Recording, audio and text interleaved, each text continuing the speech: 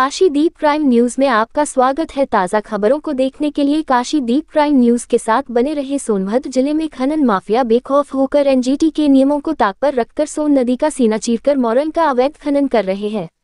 नदी से मोरंग निकालने के लिए प्रतिबंधित भारी भरकम पोकलैंड मशीनों का प्रयोग कर रहे हैं।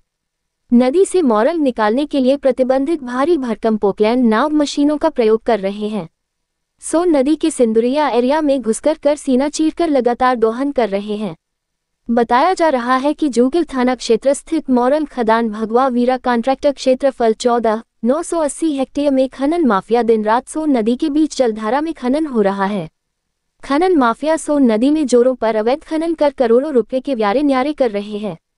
प्रशासन की लाख कार्रवाई के बाद भी खनन माफियाओं के हौसले कम होने का नाम नहीं ले रहे हैं।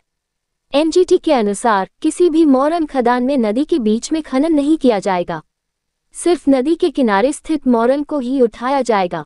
पोकलैंड नाव जैसी भारी मशीनों का प्रयोग खनन कार्य में नहीं किया जाएगा। खनन के दौरान ये ध्यान रखा जाएगा कि खनन से जलीय जीवों मछली, मगरमच्छ, केचुआ और पर्यावरण को कोई नुकसान न हो।